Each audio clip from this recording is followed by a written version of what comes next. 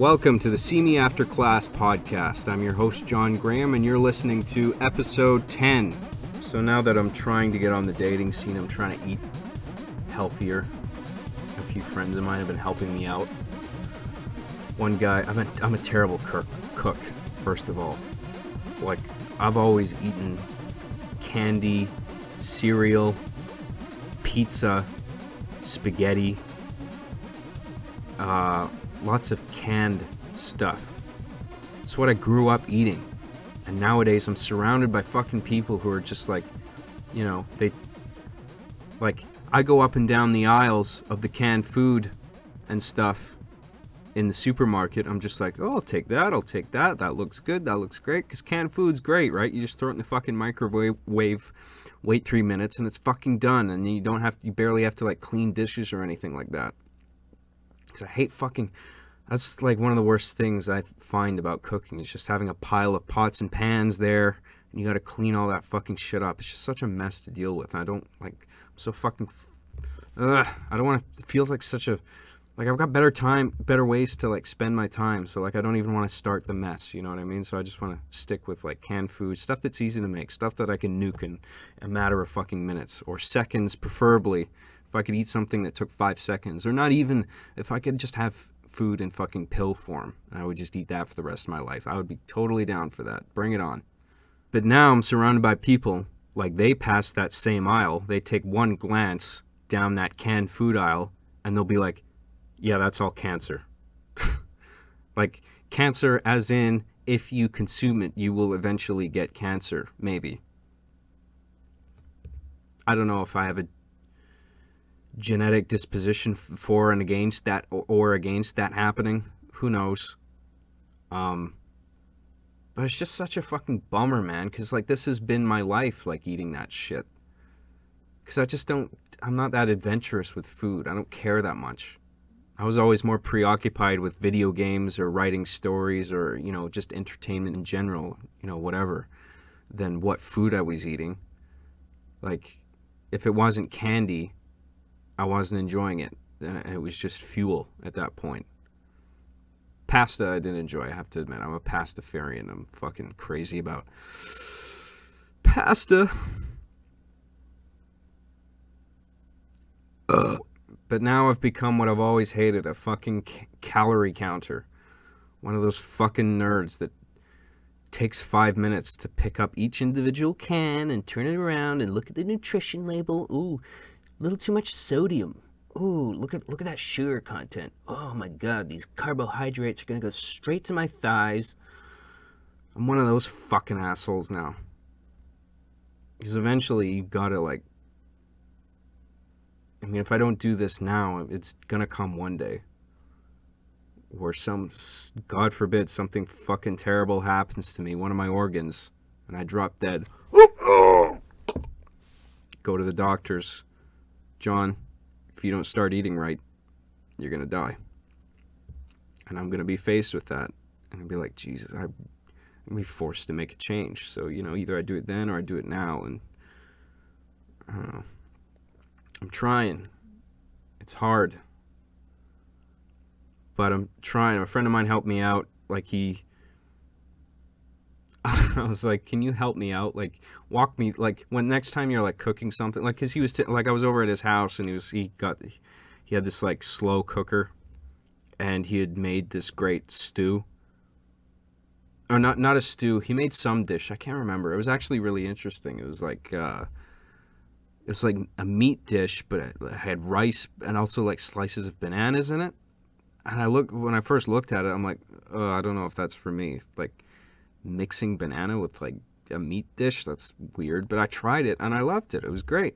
So I told the guy, I was like, hey, next time you're planning on making something, like, do you mind inviting me over, and I'll just like watch you do it, and I'll, you know, see if I can replicate the process at home, and, you know, start, you know, making an attempt to like make stuff with a slow cooker that's relatively easy, and you know, eating a little bit healthier, like fresh stuff, and not just canned bullshit, which, you know, apparently I should have been avoiding like the plague my whole life, but It's all I've been fucking eating my whole life. Like, how many years have I taken off my life because I've been shopping in those fucking aisles with all the processed foods and stuff? But anyway, so like he invited me to go shopping with him, so I went with him, and we were in the supermarket, and the first place we go to is the fresh produce aisle.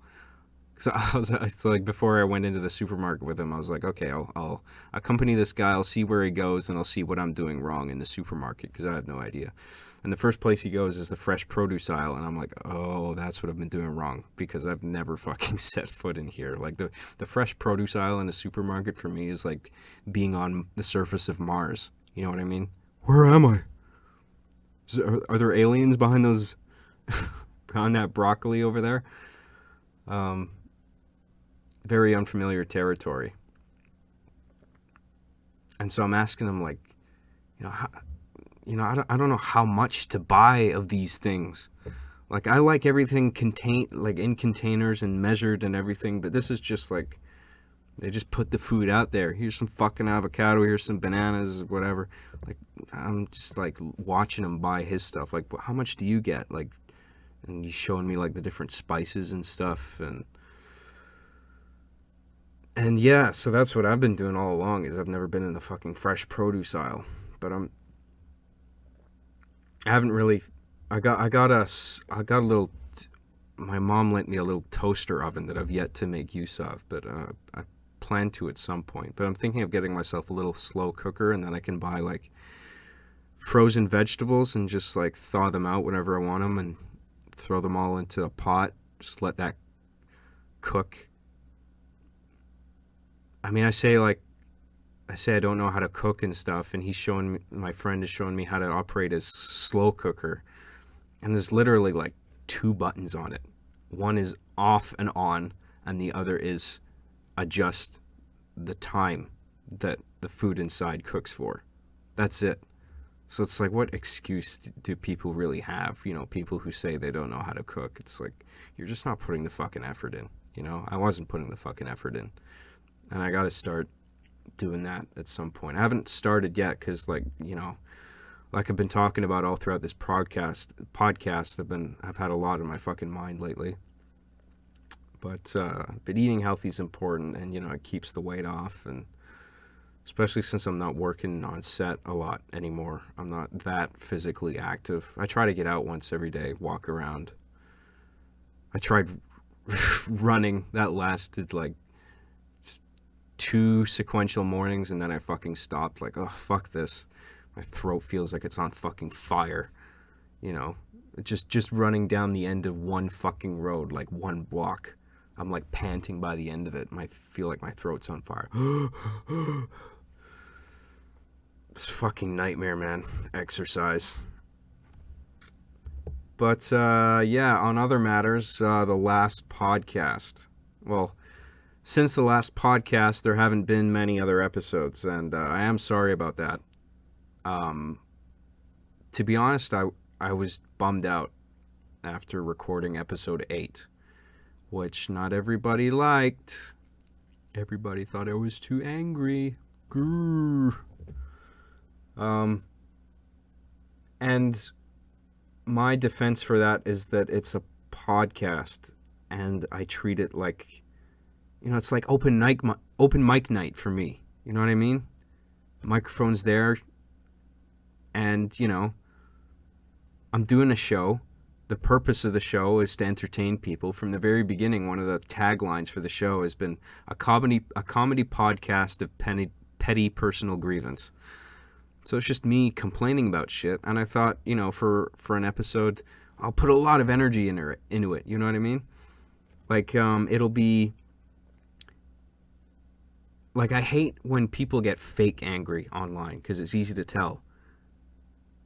But when I was recording episode 8, the anger was real, but you place it behind different things that you're not necessarily that upset about. But it's just because you channel anger about something else that's really bothering you behind something that's not bothering you so much, you end up getting a funny rant about that thing, even though it's not something that particularly offends or dismays you that much, you know? I was just trying to make it funny. That was my goal. And I really got into it. And I really tried to channel anger that was inside me about a lot of things. And you know, I put it behind YouTube heroes, and I went off on this huge rant and stuff. And I felt, even though it doesn't sound like it, I felt good recording it. It felt good to shout like that, to speak my mind without a screen, really. And then after it was over, I felt like I just had a workout. You know what I mean? But I was just shouting like a workout from my tongue, pretty much. That's it. But I felt like good after it. You know, like I just stepped out of a sauna or something. Like, oh, I feel pretty good, you know? And then I put it out there. And I guess people liked it going by the like bar and the views and stuff, which were pretty consistent with the other episodes. But a few comments came out of the woodwork that really bugged me. And then people were telling me to, you know, I should get over myself and stuff like that. It's like, you're really getting that upset about this stuff? And I'm just like, guys, it's like, this is like an entertainment performance that you should be seeing this as. You know what I mean? Something that I claim to, that really upsets me on this show might not necessarily bug me that much. But all it took is one comment, and I was immediately in like a bad mood, because, you know, I guess I get the feeling that some of these people, they got upset because they're fans of me. Like I originally felt kind of cross that some people were commenting the way that they did towards me, and using all this scathing language, you know, to get through to me, you know, as if they couldn't get through to me otherwise, and just speaking like politely. But they gotta like dig into me with like, fuck you, fucking faggot, get over yourself, faggot. I'm like, whoa, I'm really sorry people, not everybody enjoyed it, because that was really the intention, to like keep like a super high energy level for like an hour long show. I thought that would be cool. I thought that would be entertaining to listen to. But I can see the point of view of the critics, though, because playing it back, I mean, immediately right away when I played that episode back and started editing it, the whole thing was like peaking throughout. I'm like, oh shit, I don't think I can fix this. This is just the audio. This is what it's gonna have to be. But hopefully, like, the energy behind what I'm saying will come through, and people will forgive the quality of the audio, you know, and the fact that I'm speaking so loud and my mouth is so close to the microphone. So we had a Halloween party at the house a few days before Halloween, and I dressed up as Chucky from Child's Play. And I just want to mention this quickly, actually. I talked about this in the stream I did recently, but the series Child's Play, it's a series of horror movies that started in the 1980s. The first movie was written by Doug Mancini, I think, and it was directed by a guy named Tom Holland. That was the first Child's Play. Then there's Child's Play 2, 3, Bride of Chucky, Seed of Chucky, and then there's one, Curse of Chucky, where the original writer of the first one, Don Mancini, has come back to both write and direct. So it's like the writer of the first movie, both writing and directing the latest one, that actually brings back the kid that played Andy Barclay. Andrew Vincent, I think his name is. Like, they actually bring him back, and he's all grown up. It's like, it's fucking awesome. But anyway, the reason I brought it up is Child's Play was, I think, it's one of my earliest recollections of horror cinema, and I think it's integral to the creation of Barbie and the Chief, just because I think the concepts are similar, and they're shot in very similar ways. Like, the concept being, both my show and Child's Play are about, well, I'll just tell you the premise of Child's Play. It's about there's a guy called Charles Lee Ray, and he's known as the Lakeshore Strangler, and he goes around strangling people. as a strangler would do. And he's running away from the cops one night, and he runs into a toy store, and I think he's shot or something. He's dying, right? And so and this toy store that he runs into is full of these packaged good guy dolls. And good guy doll is the form that Chucky inhabits. Everybody knows Chucky, classic horror icon, right? Red hair, freckles. Throughout the series, he gets like scars on his face. He's got like overalls, a striped kind of clownish shirt, big red buttons on his overalls, says good guy on the front, big front pocket. Anyway, that was my Halloween costume for the party, by the way, which I was really happy about. That costume looked sick. Everybody was complimenting my costume. It was dope. But yeah, just a fun fact for like people who are fans of Arby and the Chief and curious about its, how its creation came about. I think Child's Play was a huge inspiration because of the way it's shot. Like both my show and Child's Play are about toys that are foul-mouthed that come to life and kind of run amok and cause mischief and sometimes murder. Much more so Chucky, but in my show sometimes too. And the way it's shot too, like you look at my stuff and the way I shoot the toys, you either see them from the waist down or the waist up. So you either see Chief and Arbiter top half bobbing around like this with their arms outstretched, or you see their legs walking across the floor. And if you watch the Child's Play movies, they're shot exactly the same way. You always see Chucky either waist up or waist down. You see his little legs moving, or you see Chucky bobbing around. And whenever you see Chucky in a wide shot, he's usually immobile. And if he isn't immobile, it's usually some kind of special shot where they might have a little person in like made up and dressed up to look like Chucky, and they film it from a distance so you can't really see his face. Or maybe they'll do it like CGI or something, or something like that. But just a fun fact. Don't know who cares. Maybe nobody. But just letting you know, a lot of inspiration came from that.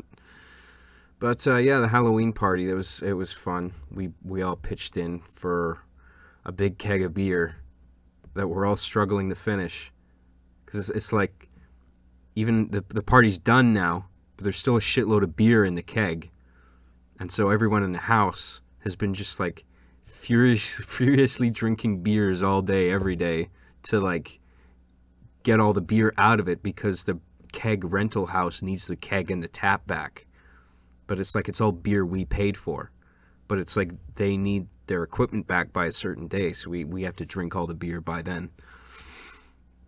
And so we've been doing that. So been drinking a lot a lot of beer.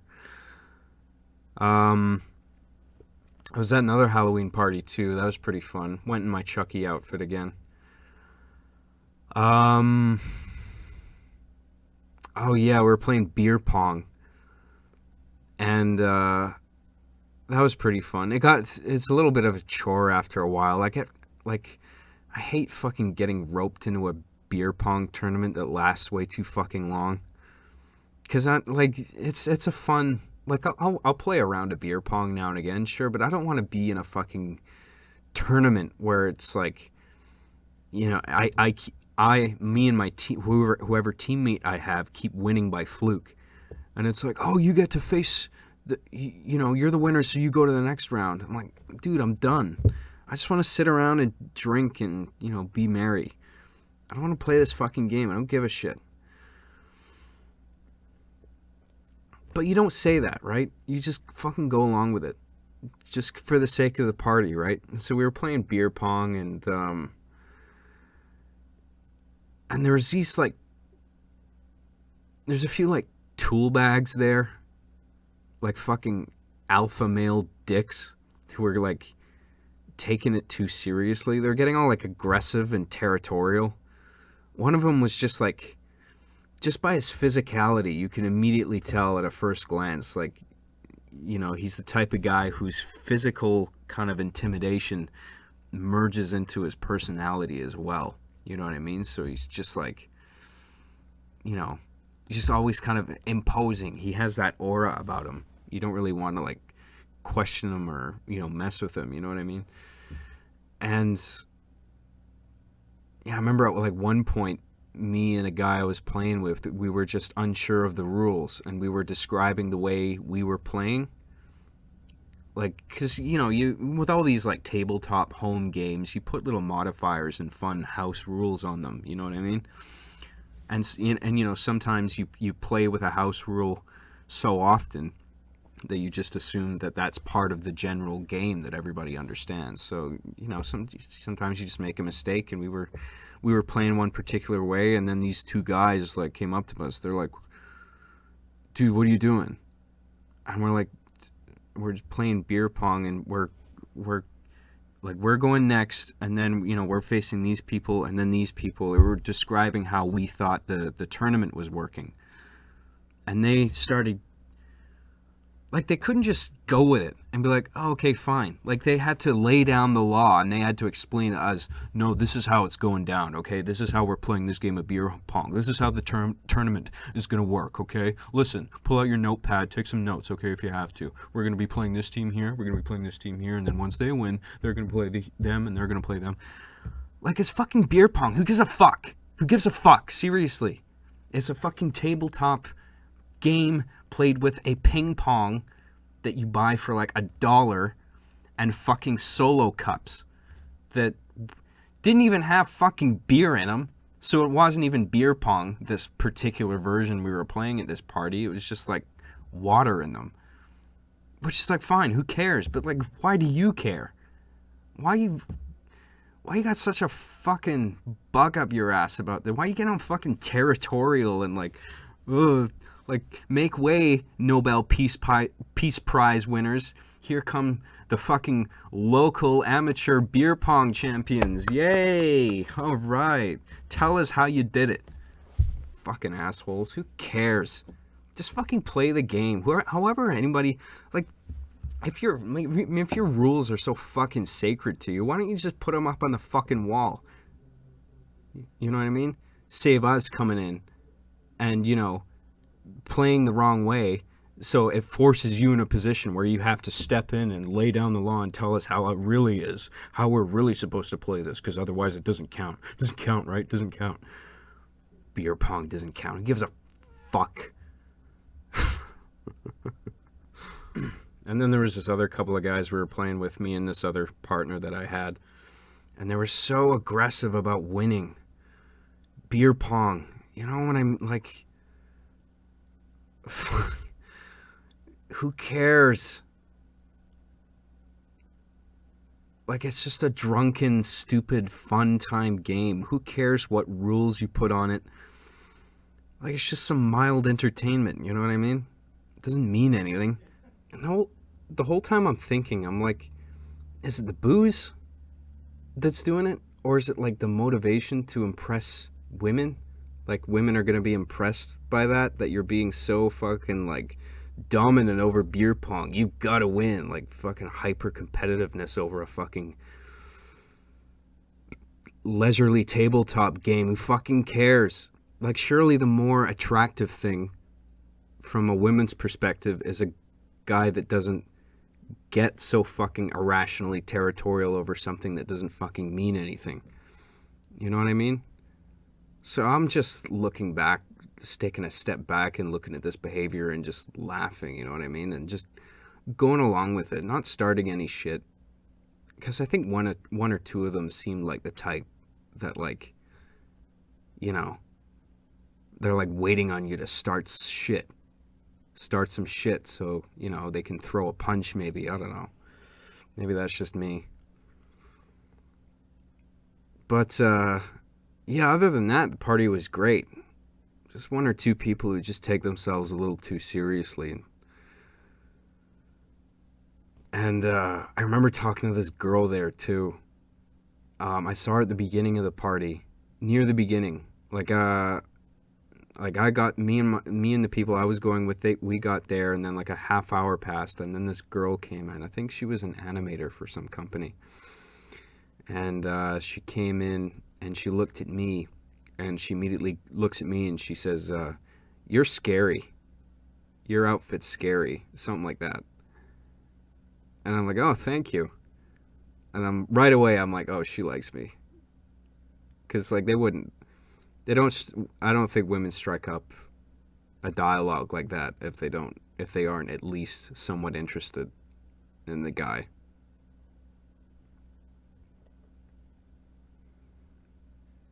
Just like the way she approached me, because she wasn't forced to talk to me. She was just like passing, and she chose to, you know.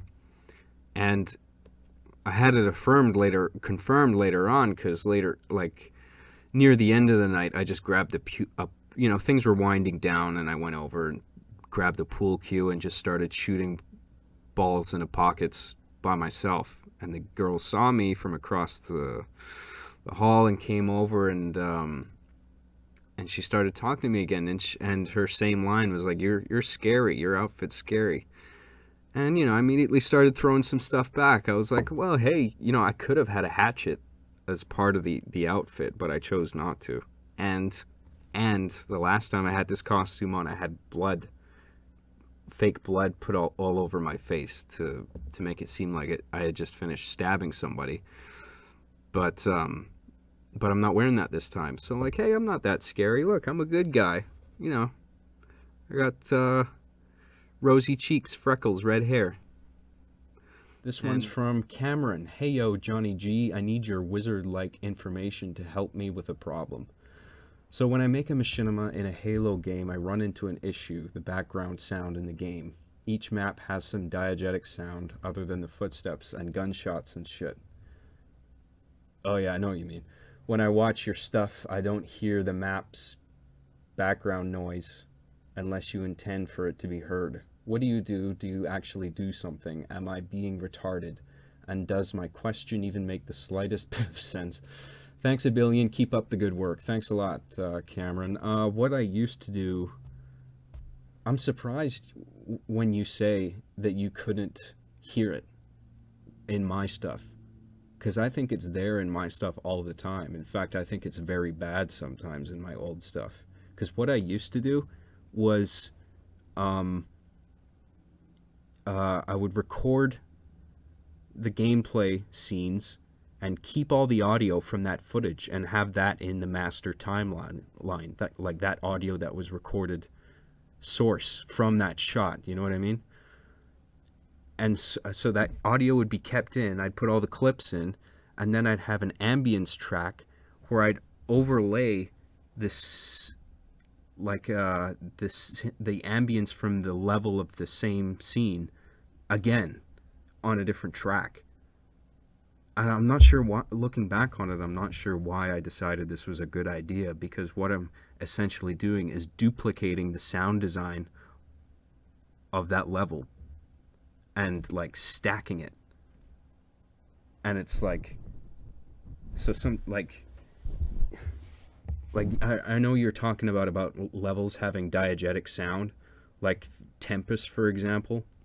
If you load that map up, occasionally there's like a big thing in the background, those fucking tower structures, and they shoot like plasma or some glowing ball, like a beam of light. I don't know, whatever the fuck it is, but it's shooting something into space for some reason. And like every 30 seconds there's this loud like bang. Not loud, but like loud and distant. So it's like this boom. And the way I used to cut footage, you would hear that sound in not only the source audio of the shots, but also the ambient track. So you get all these overlapping sound effects. And like if the ambient track happened to line up close to the source audio from the clips, you would get this echo effect because the same sound effects are happening so close together. So after a while, I finally clued in, and I'm like, what am I doing? You know, sometimes how you just do stupid shit for a long time, and you know it's stupid, but you keep doing it anyway because it feels so habitual. And then it takes somebody finally pointing it out to you, be like, dude, what are you doing? Like, stop doing that. Do it this way instead. And you're like, oh, fine. But like, you always knew it was a stupid idea. But eventually, like, you get into some like tense situation that forces you to finally do shit the right way, or you finally, maybe subconsciously, you know, something's like stupid, and then somebody points out the obvious to you, and you're like, oh, why was I doing that way before when I should have been doing it this way? So anyway, I've stopped doing that. I've stopped doing that duplicate ambience track. I take that out and I just deal with the source audio. And if it's like a wide master or something like that, or if it's any shot, like if there's a loud sound in it, like diegetic to the map, like it's something you don't have control over. It's not a sound caused by the player. It's environmental. It's just in the looping background track. Then you just unlock the video from the audio in the timeline on your video editing software and just drag that chunk, that spike in the volume level, that weird diegetic sound, just drag it off. Use the slip tool, I think it's called. You just slip it out of there. So it's the same source audio track, but you're just shifting the video and the audio out of alignment slightly. So like you can have clean, quiet background audio over top a particular shot. And where definitely, like when you're editing, like you edit stuff in passes, right? So you'll do an assembly cut of a video project, then you'll do a rough cut, and then you'll do a fine cut and maybe a few revisions of those, and then you want to do a sound mix separately, and then maybe even a music mix, exclusively music. You would do that in a separate mix. Like just go through the whole thing in layers. Like just tackle one thing at a time. I used to like do every detail of every facet of the production like all at once and just slowly like build the timeline. But I realized I was like adding a bunch of time onto in the long run, when I could just be simplifying the process by doing things in passes and not constantly jumping between different interfaces and stuff, you know what I mean? To get it all done very slowly. And you get more creative too when you do things in passes. Like when you do the assembly cut and then you do like a rough cut, and then you finish the rough cut and you take a break from it and you come back to it, and then you watch the rough cut and you watch it with like fresh eyes and be like, oh, you know, I kind of like I didn't like what I did here before, but I like it now. Or, you know, I have to trim this. And then once you do a fine cut and then that's done and you're ready to do a sound mix, you don't have to think about the visuals anymore. Like that's done. That part of the process is locked. So now you're just focusing on the sound, and that's all you have to worry about. So I think it encourages more creativity when you're in sound design, when that's all you have to focus on and the picture is out of your mind. Anyway, thanks for your email, Cameron. This one's from Owen. Hey, John. How did you not become chronically constipated, or at least backed up, during the period when you pretty much only ate cereal? I don't know, dude. I shouldn't be alive right now, to be honest. The amount of nights I ate Junior Mints and banana milk for dinner, fuck me. I'm not sure if you dropped it. That period, you mean, of me eating cereal? I still eat a lot of cereal, but I try to be healthier about it. You know, I don't buy the sugary bullshit anymore. I buy, I've got like porridge oats, ancient grain. Sounds like the most boring fucking thing in the universe. And on its own, it tastes like fucking cardboard. It's disgusting. It's like old people slop. That's always how I thought about it. But, you know, it's not so bad if you like cut up a banana into that, and that's a healthy option. And if I eat cereal, then it's usually like multigrain Cheerios or something. But, you know, how much healthier is that really in comparison? I don't know. I'm citing back to some of the season 5 and 6 episode commentary. You remember eating like a lot of cereal, right? An abnormal amount. I also have a friend named Matthias. He's kind of a faggot. And there's like an image link.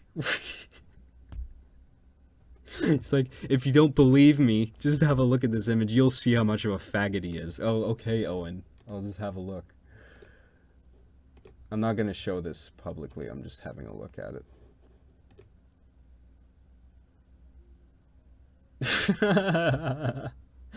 Can't even see his face. He's just like lying down on the futon, face down, with like empty bags of Doritos and bottles of Sprite on his back.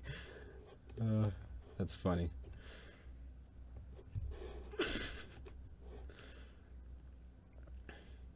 Except your friend is pronounced differently.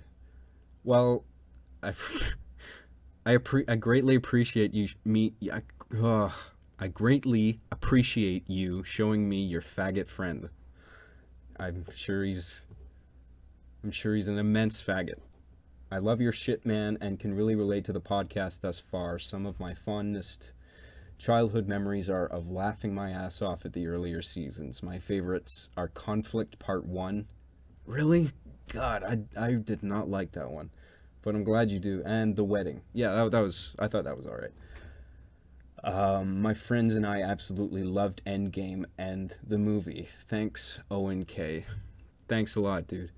That's right. It was Arby and the Chief Endgame and Arby and the Chief the movie. Those were the two titles, and they were different things. I kept getting them confused as like the same thing in my head for some reason, but I'm glad I finally have that cleared up in my head.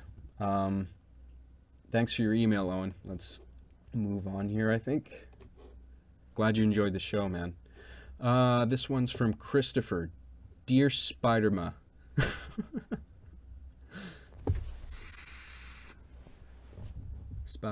Spider-Ma, I know you're sensitive about one life remaining, but Peter is so cool. Where did you find the inspiration for his character? And do you really drink skim milk, faggot?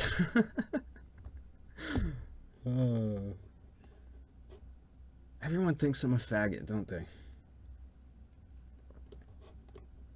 I'm less sensitive about One Life Remaining than I used to be. If people like it and they want to say good things about it, that's cool. And I do appreciate it. But I've talked about this before.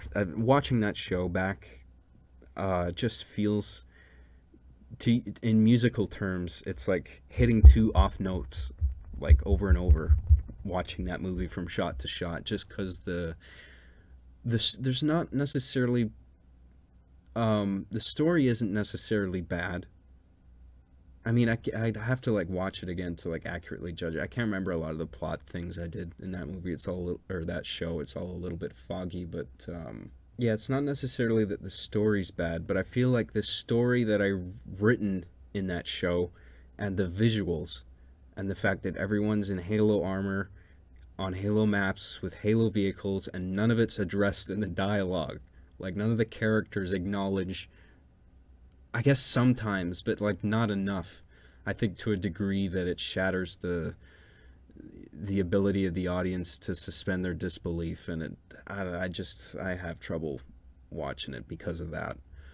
But I'm really glad fans are able to look past that and appreciate it for what it is, and extract the things that were good about the story, at least, and at least it was entertaining enough for that people wanted to find out what happened next and just watch the episode all the way through. I think that's great. Anyway, thanks for your email, Chris. This one's from Cheese Machine. Longtime fan writes fan mail. You won't believe what happens next. That's the subject line.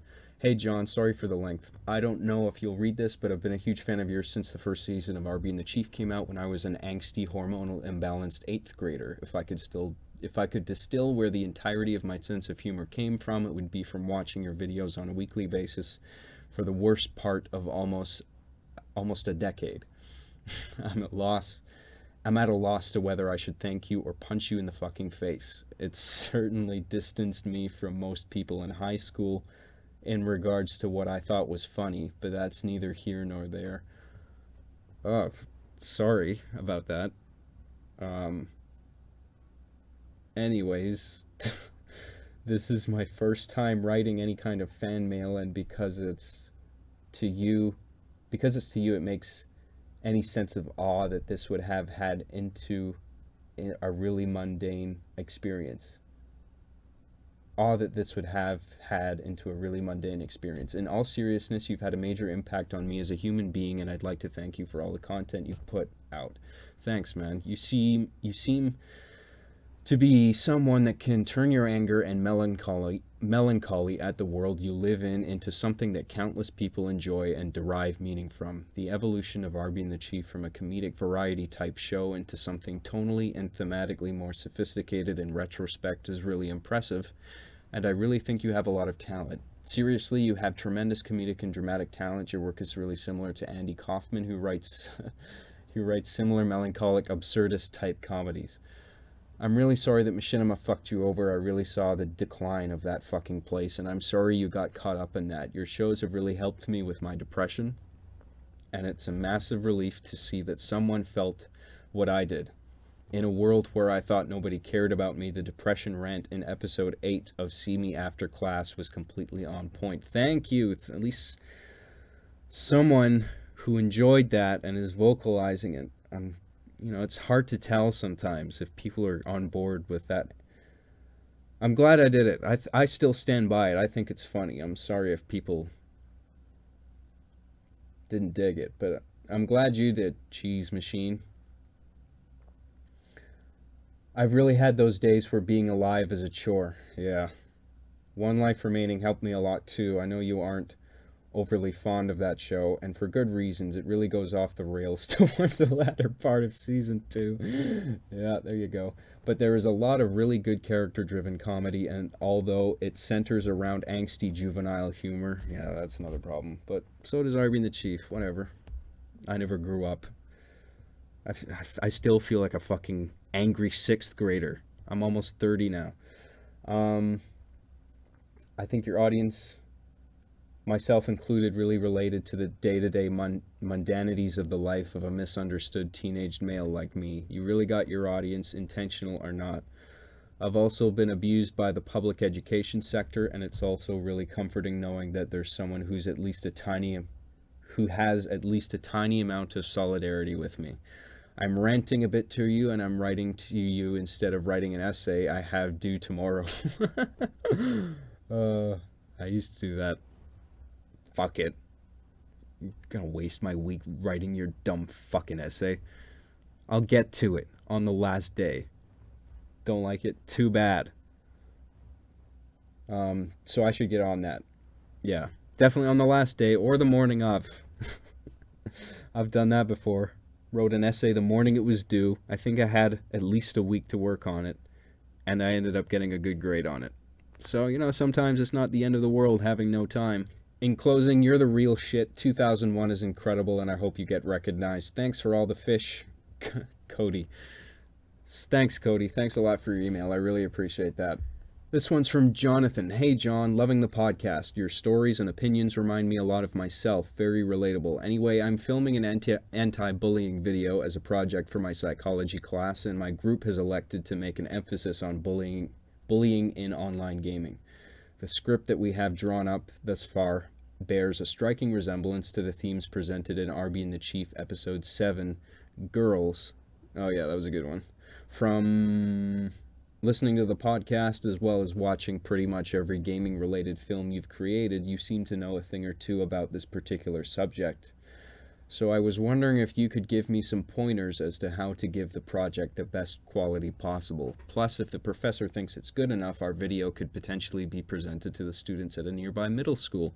Interesting.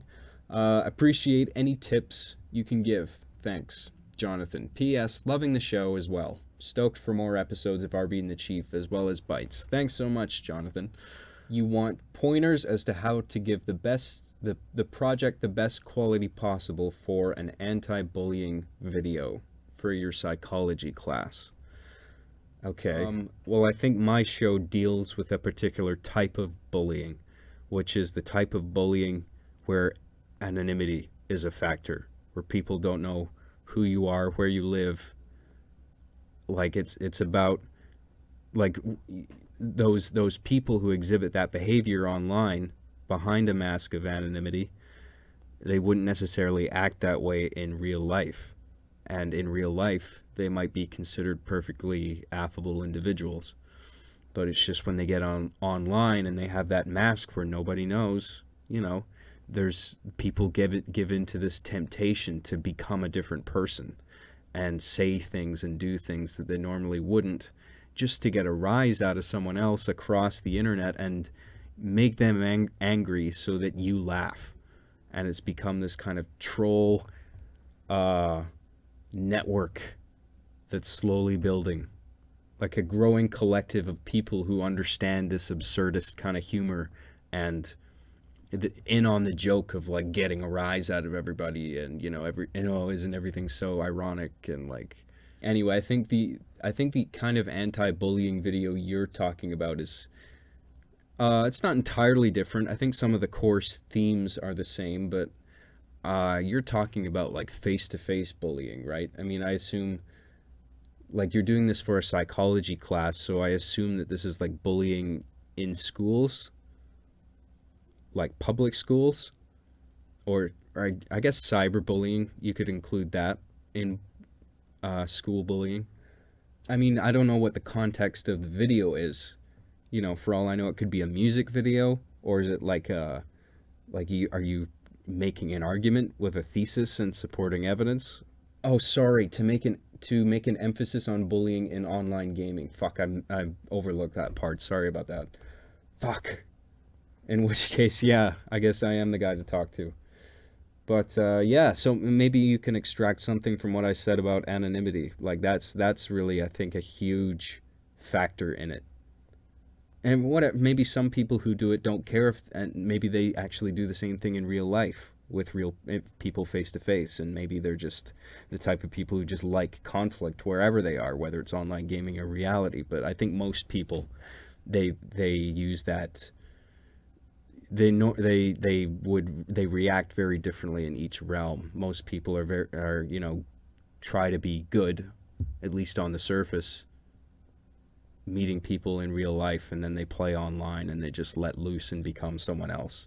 I think because that's why people go to movies too. It's like escapist fantasies. Like, you become someone else. You go see an Indiana Jones movie and you're experiencing a story through Indiana Jones for 2 hours, or James Bond. You know what I mean?